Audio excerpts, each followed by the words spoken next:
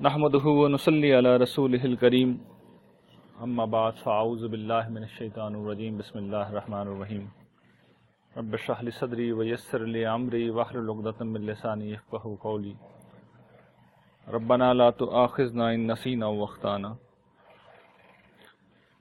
حاضرین گرامی قدر، قرآن مجید میں اللہ تعالیٰ نے قیامت کا ذکر بڑی تفصیل کے ساتھ کیا ہے،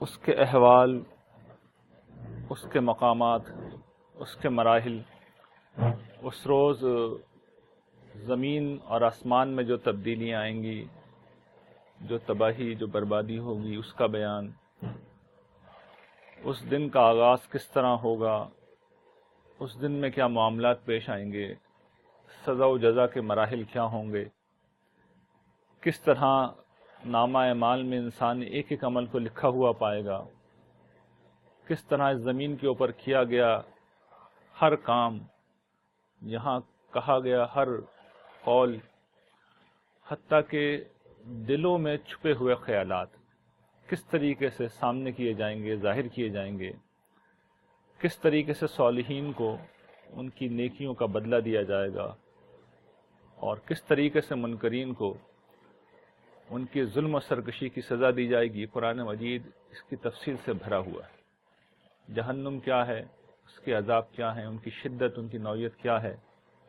جنت کیا ہے، اس کے انعام، اس کے درجات، اس کی خوبصورتی، اس کا جمال کیا ہے، کس طرح پروردگار عالم کی رحمتیں اپنے صالح بندوں پر ہوں گی۔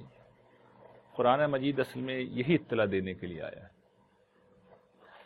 اور جس طرح قرآن مجید نے اس کو موضوع بنایا اور جس طرح قرآن مجید نے اسے بیان کیا، اور خاص طور پر اس کی جو ابتدائی صورتیں ہیں، جو نزول کے اعتبار سے تو ابتدائی صورتیں ہیں، لیکن قرآن مجید کی جو موجودہ ترتیب ہے اس میں وہ آخری صورتیں ہیں۔ کبھی آپ ان صورتوں کا مطالعہ کر لیں تو وہ گویا کہ انسان کو ہلا دینے والی ہیں۔ وہ بجلی کا کڑکا تھا یا صوت ہادی، عرب کی زمین جس نے ساری ہلا دی۔ یہ حالی نے اس کی تعبیر کی ہے نا، کہ رسول اللہ صلی اللہ علیہ وسلم کی جو آواز تھی وہ گویا کہ ایک بجلی کا کڑکا تھا، اور جس نے سوتے ہوئوں کو جگا دیا تھا۔ اور یہی وجہ تھی کہ پھر کفار کا ایک رد عمل ہوا کہ بھئی لے آؤ قیامت، نہیں مانتے ہم، تم ڈرا رہے ہو ہمیں تو لے آؤ۔ وَيَقُولُونَ مَتَىٰ هَٰذَا الْوَعْدُ إِن كُنتُمْ صَادِقِينَ، یہ کہتے ہیں کب یہ وعدہ پورا ہوگا اگر تم اپنی بات میں سچے ہو۔ تو قرآن مجید نے بڑی تفصیل کی ہے اس روز کی، لیکن جب قرآن مجید سے سوال کیا گیا اور بار بار سوال کیا گیا کہ یہ دن کب آئے گا، اس کا وقت بتاؤ، تو اللہ تعالیٰ نے سوال کا کوئی جواب نہیں دیا، بلکہ یہ بتا دیا گیا کہ اللہ تعالیٰ کے علم میں ہے کب آئے گا۔ انہوں نے طنز بھی کی، تعریض بھی کی، ایانا مرساہا، یہ جو تمہارا سفینہ ہے کہاں لنگر انداز ہو گیا، یہ تمہارا جو قیامت کا جہاز ہے کہاں ڈول ڈالے بیٹھا ہے، آتا کیوں نہیں ہے؟ تو قرآن مجید نے اس کا کوئی جواب نہیں دیا، صرف یہ کہا کہ اس کا علم ہمارے نبی کو نہیں ہے۔ رسول اللہ صلی اللہ علیہ وسلم کی زبان مبارک سے یہ کہلوایا گیا کہ مجھے نہیں معلوم، اللہ کو علم ہے اس کا۔ البتہ ایک چیز جو قرآن مجید نے اس حوالے سے بیان کی، اور وہ یہ کہ قیامت کی نشانی، اس کی علامت، اس کا بیان کر دیا کہ یہ واقعہ کب رونما ہوگا، قیامت کب آئے گی۔ قرآن مجید کی سورہ انبیاء میں اس چیز کو بیان کیا گیا، حتی اذا فتحت یاجوج و ماجوج ومن کل حدب ینسلون، یہاں تک کہ جب یاجوج و ماجوج کھول دیے جائیں گے اور وہ گویا کہ ہر بلندی سے پھسلتے ہوئے نظر آ رہے ہوں گے۔ یہ ہے وہ نشانی جو قرآن مجید میں بیان ہوئی ہے قیامت کی، اسی ہنگامے سے پھر قیامت کا ظہور ہوگا۔ یہ یاجوج ماجوج کیا ہے، ہمارے یہاں سوالے سے چونکہ ایک ضعیف روایت ہے وہ بہت مشہور ہو گئی، اور وائزوں نے اسے بہت مشہور کر دیا، تو اس کی وجہ سے بڑی غلط فہمیاں ہو گئی۔ علامہ ابن کثیر نے اپنی تفسیر میں، تفسیر قرآن عظیم کے اندر بتا دیا اس کو موضوع بنا کے کہ اس روایت کوئی اصل نہیں ہے، اسرائیلیات میں سے ہے، اور یہ وہ بڑی مشہور روایت ہے کہ یاجوج و ماجوج جو ہے وہ چاٹتے رہتے ہیں دیوار کو، اور ایک دفعہ وہ انشاءاللہ کہہ دیں گے اور پھر نکل پڑیں گے. تو ہماری اتنی مشہور ہو گئی ہے کہ یاجوج ماجوج جب کا لفظ جب بھی بولا جاتا ہے تو کوئی عجیب الخلقت قسم کی مخلوق ذہن میں آتی ہے، اور لوگوں کا خیال ہے کہ وہ کہیں چھپی ہوئی ہے اور قیامت سے پہلے وہ نکلے گی اور اہل زمین کے اوپر غلبہ حاصل کر لے گی. یہی ایک عام تصور ہے جو آج کے دن تک میں نہیں سمجھتا کہ کوئی تبدیل ہوا ہے. زیادہ تر عوام الناس میں یہی تصور پھیلا ہوا ہے. میں اس میں جو توجہ آپ لوگوں کی دلانا چاہتا ہوں وہ یہ کہ قرآن مجید نے جس وقت یاجوج و ماجوج کا لفظ استعمال کیا ہے تو کسی نے یہ سوال نہیں کیا یہ کیا بلا ہے، کسی نے سوال نہیں کیا. اس کی وجہ یہ ہے کہ یہود اور نصارہ دونوں کے لیے یہ ایک معلوم حقیقت تھی. یعنی یہ جو پہلی دفعہ قرآن مجید میں سورہ کہف میں ان کا ذکر آیا ہے، واقعہ ذوالقرنین میں، انہوں نے پہلے ایک مشرق کی طرف سفر کیا، پھر مغرب کی طرف سفر کیا، پھر شمال کی سمت میں ان کی جو تیسری یلغار تھی وہاں یاجوج ماجوج کا ذکر آیا ہے نا، زمین میں فساد برپا کرتے ہیں.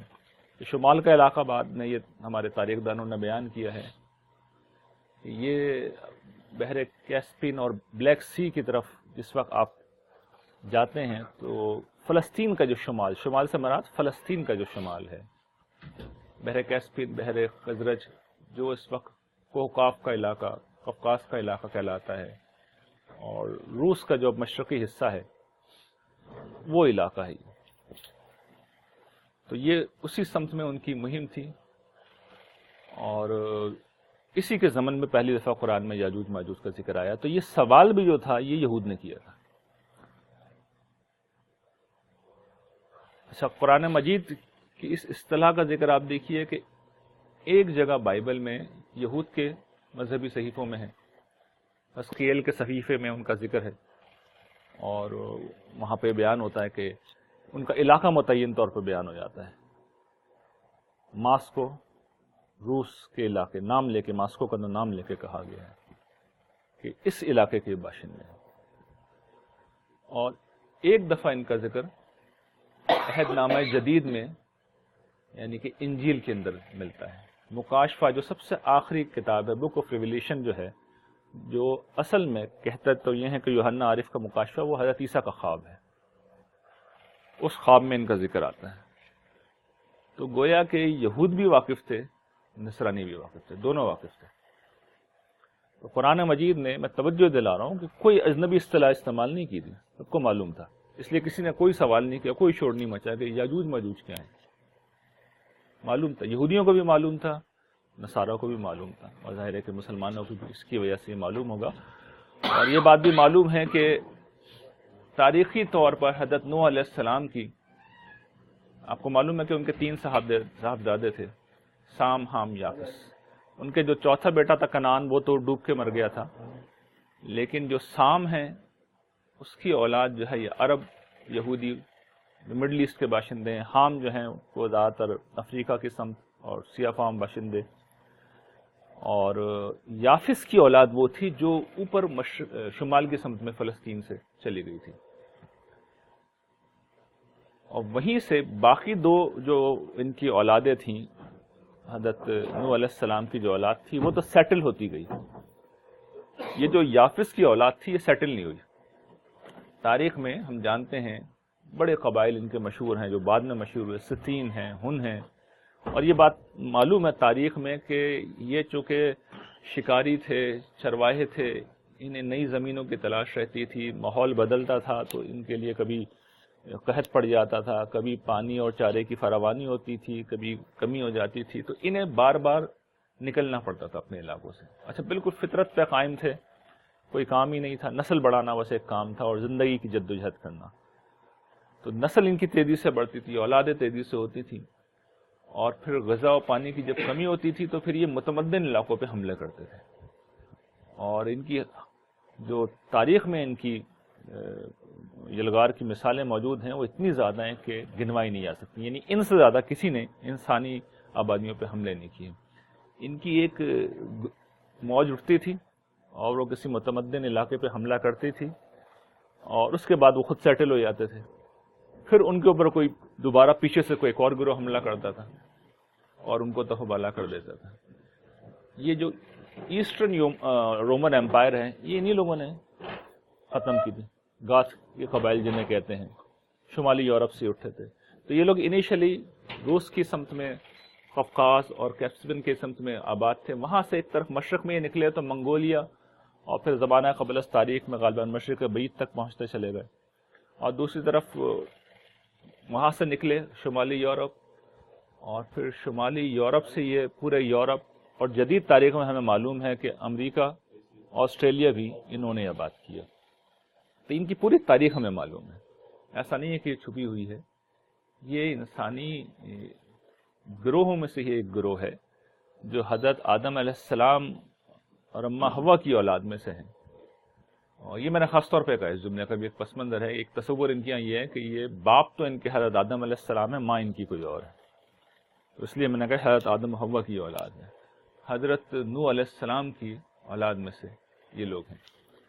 اور انسانی تاریخ کا جو سرکل ہمارے سامنے ہے اس سے معلوم ہوتا ہے کہ ابتدائی زمانے میں افریقہ کے حبشیوں کا عمومی طور پر انسانی تاریخ پہ غلبہ تھا، یا افریقہ کے جو باشندے تھے جو افریقہ سے تعلق رکھتے تھے، اور ان کی جو آخری بڑی سلطنت تھی وہ معلوم ہے کہ فرعونہ کی سلطنت تھی۔ اس کے بعد زمانہ تاریخ جب شروع ہوتا ہے تو پھر زیادہ تر مڈل ایسٹ کے جو باشندے تھے، سامی اقوام ہیں، ان کا ایک عمومی طور پر غلبہ رہا ہے۔ اور یہ جو یافس کی اولاد ہے اس کا بہت بعد میں غلبہ شروع ہوا ہے، لیکن اس وقت ہم یہ جانتے ہیں کہ انسانی تاریخ میں یہ پہلی دفعہ ہوا ہے کہ دنیا میں انہی کا ڈومینیشن، انہی کا غلبہ ہو چکا ہے۔ اور یہ بات جب قرآن مجید نے کہی تھی تو غالباً کسی کے سان و گمان میں بھی نہیں تھی کہ یاجوج و ماجوج جو کہ ایک بالکل غیر متمدن قبائل کی شکل میں، وحشی قبائل کی شکل میں موجود ہوں گے، وہ اس طریقے سے دنیا کی سویلائزڈ اقوام، مہذب اقوام، دور جدید کی بانی اقوام، سائنٹیفک ریولوشن کی بانی اقوام، سماجی انقلاب کی بانی اقوام، وہ اسپیس اور انفارمیشن ایج کریٹ کرنے والی اقوام بن جائیں گے۔ یعنی کسی کے سان و گمان میں بھی نہیں تھا، کسی کے تصور میں بھی نہیں تھا کہ یہ صورتحال پیدا ہوگی۔ اور اگر آپ پیشگوئی کو ہی لے لیجئے تو انجیل کا جو مکاشفہ ہے، جو آخری کتاب ہے، اس میں جو بات کہی گئی ہے وہ بڑی صحت کے ساتھ ان کے زمانہ کو بتا دیا ہے۔ حضرت عیسیٰ علیہ السلام کے 1000 سال بعد وہ کہتے ہیں کہ یہ نکلیں گے، اور یہ وہی زمانہ ہے۔ مفی جگہ میں حضرت عیسیٰ علیہ السلام کہا گیا، رسول اللہ صلی اللہ علیہ وسلم کے، رسول اللہ صلی اللہ علیہ وسلم کا ذکر ہے، اس کے بعد رسول اللہ صلی اللہ علیہ وسلم کے 1000 برس بعد وہ کہتے ہیں یہ نکلیں گے۔ یہ وہی زمانہ ہے جو یورپ کی ایج آف ایکسپلوریشن ہے، 16ویں 17ویں صدی کا جو زمانہ ہے، جب اہل یورپ اس جدید انقلاب کو لے کر، یعنی جو انسانی تاریخ میں آنے والا سب سے بڑا انقلاب ہے، یورپ نے جس سائنٹیفک ریولوشن کو برپا کیا ہے وہ انسانی تاریخ کا سب سے بڑا انقلاب ہے، اس کو لے کے پھر وہ اپنے ملکوں سے نکلے ہیں۔ اور ہم جانتے ہیں کہ دنیا کے جتنے بھی معلوم بر اعظم تھے، یعنی وہ افریقہ گئے، وہاں قبضہ کر لیا، وہ ایشیا آئے، یہاں پہ قبضہ کر لیا، پھر وہ امریکاز پہنچے، 2 بر اعظم، وہاں قبضہ کر لیا، وہ آسٹریلیا گئے، وہاں قبضہ کر لیا۔ تو ایشیا افریقہ سے تو کچھ انہیں پیچھے آنا پڑا ہے، لیکن ہم جانتے ہیں کہ آسٹریلیا اور امریکہ دونوں اصل میں انہی کی اب آماج کا بن گئے، انہی کے بر اعظم بن گئے۔ اور جو بات وہاں پہ تعبیر اختیار کی گئی تھی کہ زمین کے پھاٹکوں پہ ان کا قبضہ ہوگا، تو زمین کو اگر آپ نقشہ دیکھیں تو اس کا سینٹر مڈل ایسٹ ہی رہا ہے ہمیشہ، اور باقی جتنے بھی علاقے ہیں، چین، روس، آسٹریلیا، امریکہ، یہ گویا کہ سائڈ کے کانٹیننٹس ہیں، تو گویا کہ زمین کے پھاٹک ہیں جس پہ ان کا قبضہ ہے۔ اور اس کے بعد ہم دیکھتے ہیں کہ پہلی جو ان کی الغار ہوئی وہ پہلے یورپ کی شکل میں تھی۔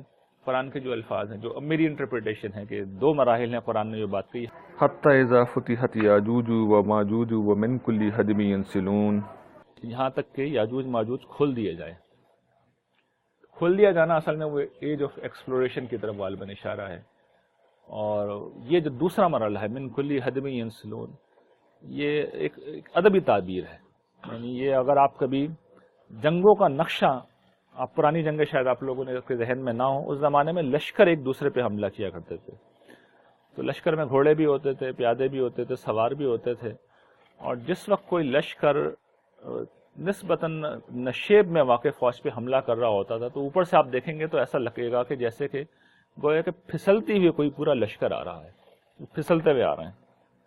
یعنی اگر کبھی وہ پکچرائز فارم میں آپ کبھی یہ منظر آج بھی دیکھ لیں، یا آج بھی لوگوں کو آپ دوڑتے ہوئے دیکھ لیں کسی نشیب کی طرف، تو دور سے ایسا لگے گا گویا کہ وہ پھسلتے ہوئے آ رہے ہیں.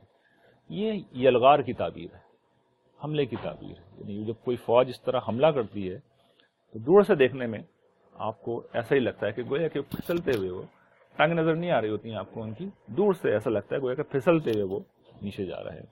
یہ حملے کی یلغار کی تعبیر ہے. تو گویا کہ یہ اقوام آپس میں پھر ٹکرائیں گی، اور انہی کے باہمی تصادم کے بطن سے پھر وہ، اور اسی کے دوران میں وہ واقعہ ظہور پذیر ہو جائے گا جس کو قرآن مجید نے تفصیل کے ساتھ بیان کیا ہے. تو یہ واحد وہ پیشگوئی تھی جو قرآن مجید میں کی گئی تھی، اور وہ ہم دیکھ سکتے ہیں کہ بڑی حد تک پوری ہو گئی تھی. اور اس میں بھی اگر آپ دیکھیں کہ خود اولاد یافس کے مختلف گروہ تھے. یعنی ان کا ایک گروہ جو غیر مسلموں کی اب میں بات کر رہا ہوں، یورپینس کی شکل میں تھا، اس نے اپنا عروج دیکھ لیا سب سے پہلے. پھر رشین کی شکل میں تھا، اس نے اپنا عروج دیکھ لیا.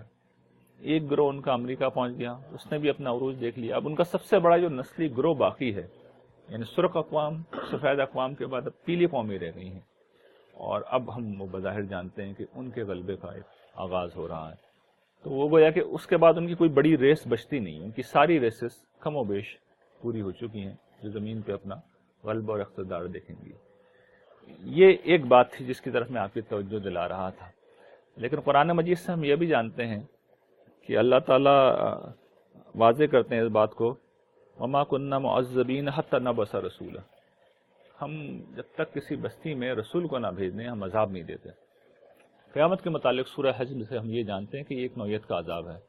یا ایھا الناس اتقوا ربکم ان زلزلۃ الساعۃ شیء عظیم یوم ترونها تذہل کل مرضعۃ عما ارضعت تدعو کل ذات حمل حملها وترى الناس سکارى وما هم بسکارى ولكن عذاب اللہ شدید. یہ انسانوں اس دن سے ڈرو جس کا زلزلہ قرآن مجید کی تفصیل اس میں بھرا ہوا ہے. اس دن سے ڈرو کہ جو اس کی آفت، جس کا زلزلہ جو ہے وہ دنیا کو ہلا کے رکھے گا. تم اس روز دیکھو گے کہ جو حاملہ عورتیں ہیں ان کا حمل گر جائے گا، اور دودھ پلاتی ہوئی مائیں اپنے بچوں کو بھول جائیں گی، اور تم دیکھو گے کہ لوگ نشے میں ہیں، وہ نشے میں نہیں ہوں گے لیکن اللہ کا عذاب ہی شدید ہوگا. تو یہ جو اللہ کے عذاب کی تعبیر کی گئی ہے، اس سے معلوم یہ ہوتا ہے کہ قیامت کا زلزلہ، قیامت کا حادثہ خود ایک نوعیت کا عذاب ہوگا. تو ان دونوں باتوں کو آپ ملائیں تو اس کا جو نیٹ رزلٹ سامنے آتا ہے وہ یہ ہے کہ جب تک انسانیت تک ہدایت نہیں پہنچے گی قیامت آ نہیں سکتی، آنا نہیں چاہیے. یعنی لوگوں کو پتہ ہونا چاہیے نا کہ ان کے ساتھ ہونے کیا جا رہا ہے. تو یہ محسوس ہوتا ہے اللہ تعالیٰ نے اس کا انتظام بھی کر دیا. یعنی ایک ایسے دور کو اللہ تعالیٰ نے ہماری آنکھوں کے سامنے پیدا کر دیا. پچھلے دنوں اس پہ بات بھی ہو رہے تھے کہ we are part of generation X, یعنی ہم وہ نسل ہیں جس نے انسانی تاریخ کا سب سے بڑا انقلاب دیکھا ہے. یعنی انسانی تاریخ کے ایک ایسے دور میں ہم پیدا ہوئے ہیں کہ جب ہم صنعتی انقلاب کا اختتام تھا، اور پھر اپنی آنکھوں کے سامنے ہم نے انفارمیشن ایج کو شروع ہوتے ہوئے دیکھا ہے. کلیئر کٹ آپ سن بھی بتا سکتے ہیں کہ جب روس کا زوال ہوا تو 1989 سے یہ معاملہ شروع ہوا، اور 90 کی دہائی کو ہم نے اپنی آنکھوں کے سامنے دیکھا کہ انفارمیشن ایج ہمارے دیکھتے ہی دیکھتے شروع ہوئی. اور اب ہم اپنے سامنے دیکھ رہے ہیں کہ کس طریقے سے دنیا حقیقی معنوں میں ایک گلوبل ورلڈ بن گئی ہے. ہم کلاس لے رہے ہوتے ہیں، پڑھا رہے ہوتے ہیں، تو بارہا ایسا ہوتا ہے کہ ایک اسٹوڈنٹ پاکستان میں ہوتا ہے، ایک پاکستان کے بلکہ 10 شہروں میں 10 لوگ ہوتے ہیں، امریکہ میں بھی وہ اسی وقت موجود ہوتے ہیں، آسٹریلیا میں بھی ہوتے ہیں. جو اس ٹائم کے اندر ایڈجسٹ کر سکتا ہے وہ سب آتے چلے جاتے ہیں. تو ایک ہی وقت میں ہم گفتگو کر رہے ہوتے ہیں، جیسے میں اس وقت گفتگو کر رہا ہوں، اس کمرے میں جا رہی ہے تو یقین نہیں آتا، لیکن یہ واقعہ ہو رہا ہوتا ہے کہ ایک آدمی بات کر رہا ہوتا ہے، اس کی آواز بیک وقت آسٹریلیا میں بھی سنی جاتی ہے اور سعودی عرب میں بھی. ہزاروں میل کا فاصلہ ہے. تو یہ انفارمیشن ایج ہے جس کا ظہور ہم نے اپنی آنکھوں کے سامنے دیکھا ہے. لیکن اس کا مقصد کیا ہے؟ اللہ تعالیٰ کے لیے اس کا مقصد بالکل واضح ہے کہ اس کا پیغام پوری دنیا تک پہنچ جائے، انسانیت تک پہنچ جائے.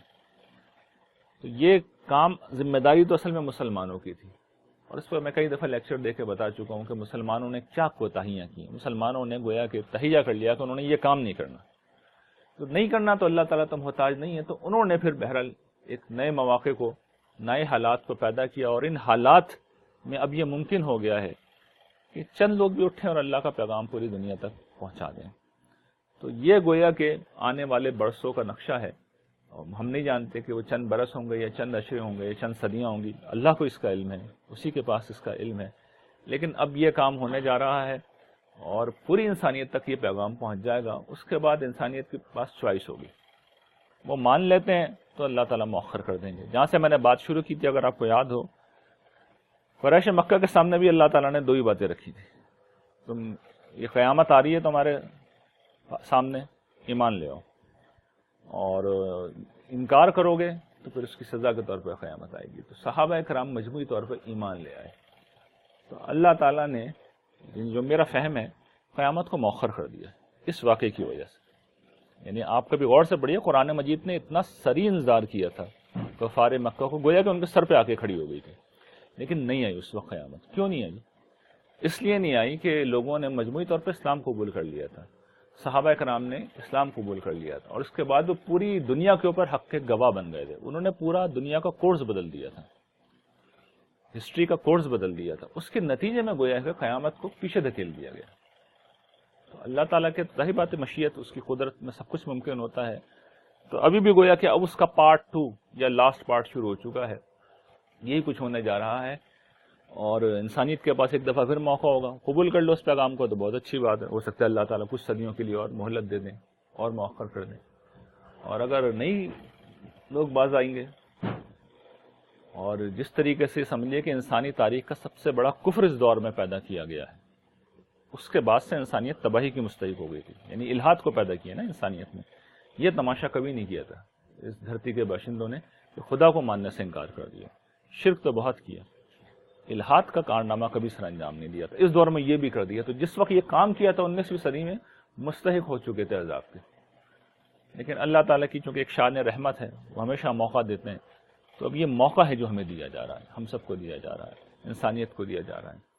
تو اس موقع میں اب میری اور آپ کی کیا، ہماری اس میں رول ہو سکتا ہے، کیا کام ہو سکتا ہے؟ دیکھیے، میرے اور آپ کا جو کام ہے، جو ہماری ذمہ داری ہے، جو ایک عظیم موقع بھی ہے، وہ یہ کہ ہم اس بات کو خود سمجھیں. یعنی سب سے پہلے خود قرآن مجید کو سمجھیں کہ وہ کہہ کیا رہا ہے. اس کا میسج وہی ہے جو میں نے شروع میں عرض کر دیا. یعنی وہ یہ کہہ رہا ہے کہ قیامت کی کامیابی، خدا کی جنت، اصل زندگی آخرت کی ہے. یہ میسج ہے. اس کا طریقہ یہ ہے کہ اس دنیا میں وہ بن جائیے جو رسول اللہ صلی اللہ علیہ وسلم تھے. جب سید عائشہ سے پوچھا گیا کہ قرآن مجید کے متعلق، تو آپ نے رسول اللہ صلی اللہ علیہ وسلم کے متعلق تو آپ نے فرمایا کانا خلق و قرآن. آپ تو صاحب خلق عظیم تھے، قرآن مجید آپ کا اخلاق تھا. اور وہ میں نے اپنی کتاب قرآن کا مطلوب انسان کی شکل میں وہ جمع بھی کر دیا ایک جگہ، تو کوئی بھی شخص اسے دیکھ سکتا ہے. یہ قرآن مجید ہم مسلمانوں کی شخصیت بن جائے اور ہماری دعوت بن جائے. میں پھر دہرا دوں اپنی بات، یہ قرآن مجید ہم مسلمانوں کی شخصیت بن جائے اور دعوت بن جائے. میں پھر دہرا دوں اپنی بات، یہ قرآن مجید ہماری شخصیت بن جائے اور ہماری دعوت بن جائے. جب یہ بنے گا تو دیکھیے، لوگ کہتے ہیں کہ خلافت راشدہ قائم ہوئی، عظیم انقلاب آیا. کوئی انقلاب نہیں آیا تھا. انقلاب انسانوں میں آیا تھا. وہ اعلیٰ ترین انسان اقتدار میں آ گئے تھے. خلافت راشدہ اصل میں اس چیز کا نام تھا. اصل میں اس چیز کا نام تھی. اعلیٰ ترین انسان معاشرے میں میجورٹی میں تھے، اقتدار میں بھی تھے، معاشرے میں میجورٹی میں بھی تھے. جیسے ہی وہ مائنورٹی میں بدلے حضرت عثمان کے دور میں، تو آپ دیکھیے صورتحال بدلنا شروع ہو گئی. اور حضرت علی کے دور تک ہم جانتے ہیں کہ کیا ہو گیا، وہی سارا فساد، سب کچھ برپا ہو گیا. یعنی سسٹم کوئی بدل گیا تھا، صورتحال کوئی بدل گئی تھی؟ نہیں، کچھ نہیں ہوا تھا. وہ لوگ مائنورٹی میں چلے گئے تھے، مائنورٹی میں چلے گئے. یعنی بہت سے وقت کے ساتھ انتقال کر گئے تھے، بہت سے طاعون امواس میں اس دنیا سے رخصت ہو گئے. اور نئے لوگ مسلمان ہوئے تو ظاہر ہے ان کی تعداد بہت بڑھ گئی. وہ اس طرح تربیت یافتہ نہیں تھے. اس طرح وہ نفس مطمئنہ نفس مزکہ نہیں تھے، تو وہ مائنورٹی میں چلے گئے تو نتیجہ نکل ہی آیا۔ تو جس وقت قرآن مجید کا وہ مطلوب انسان، قرآن مجید کی وہ مطلوب شخصیت پیدا ہو جاتی ہے تو دنیا میں بھی سارے انقلاب آ جاتے ہیں، دنیا میں بھی ساری تبدیلی ہو جاتی ہے۔ اس کے علاوہ تبدیلی کا دنیا میں کوئی طریقہ نہیں ہوتا، کبھی نہیں رہا، کبھی نہیں رہا۔ اس چیز کو اگر کسی نے سمجھا تو یورپ نے سمجھا، یورپ نے سمجھا اس دور میں، اور انہوں نے جو اپنی قوم کو بنانا چاہا اس کے لیے انہوں نے ایک ایجوکیشنل سسٹم بنایا اور پوری قوم کو اس میں لگا دیا جو ان کا تصور تھا۔ تو آپ دیکھ لیے کہ انہوں نے قوم بدل دی، اسی پیٹرن کو جاپانیوں نے فالو کیا، اسی کو کورین نے فالو کیا، اسی کو چینیوں نے فالو کیا۔ کچھ افکار، اقدار، خیالات، اس کو انہوں نے ایجوکیشن سسٹم میں ڈھالا اور قوم کو بنا دیا۔ تو یہ تو خیر ایک عملی بات ہے جس کا عملی طریقے پہ میں پہلے غالباً کسی موقع پہ اس پہ گفتگو کر چکا ہوں، لیکن توجہ یہ دلانا مقصود ہے کہ ہمیں یہ کام کرنا ہے کہ ہم قرآن مجید کی بتائی ہوئی شخصیت میں ڈھل جائیں یا ڈھلنے کی کوشش کریں، کوشش تو کر سکتے ہیں نا، اور دوسرا یہ کہ یہی ہماری دعوت بن جائے۔ تو یہ ایک عظیم اپرچونٹی ہے جو مجھے اور آپ کو ملی ہے، اور اس حوالے سے بس جو ایک آخری بات مجھے عرض کرنی ہے، اس کے لیے ظاہر ہے ہمیں کہیں ایران تو جانے کی ضرورت نہیں ہے، سب سے بڑا اس کا گراؤنڈ ہماری اپنی قوم ہے۔ ہماری قوم اصل میں جس کرائسس کا سب سے بڑھ کر شکار ہے، اور جو اب آج کل جو کچھ سیاسی حالات ہیں وہ بالکل کھل کے سامنے آ گیا ہے، اخلاقی طور پہ ہم ایک ننگی قوم ہیں، اخلاق باختہ قوم ہے۔ ہم کسی بھی اقدار کو پامال کر سکتے ہیں، کچھ پامال کر رہے ہوتے ہیں، باقی لوگ اس کو آگے لائک اور فارورڈ کر رہے ہوتے ہیں، اور اس کے بعد جو سوالین بچ جاتے ہیں وہ خاموش رہتے ہیں۔ تو اللہ کے نزدیک تینوں ہی یکساں طور پہ مجرم ہیں۔ جو مجرم نہیں ہے وہ صرف وہ لوگ ہیں جو اس رویے کے خلاف آواز اٹھاتے ہیں، اس طرح کی بد اخلاقیوں کے خلاف آواز اٹھاتے ہیں۔ تو اس کا نمونہ ہے جو مجھے اور آپ کو بننا ہے، یہ وہ کام ہے جو مجھے آپ کو کرنا ہے، اور یہ وہ کام ہے جو ہم الحمدللہ کرنے کی اپنی کمزور جو ہماری حیثیت ہے اس میں کرنے کی کوشش کر رہے ہیں۔ یہی ہمارا عزم ہونا چاہیے کہ جب تک دم میں دم ہے اور سانس میں سانس ہے، ہم خود وہ شخصیت بننے کی کوشش کریں گے، اور یہی دعوت ہم دنیا کو پہنچاتے رہیں گے، اس لیے کہ اس کے سوا کرنے کا کوئی کام نہیں ہے۔ وآخر دعوانا ان الحمدللہ رب العالمین۔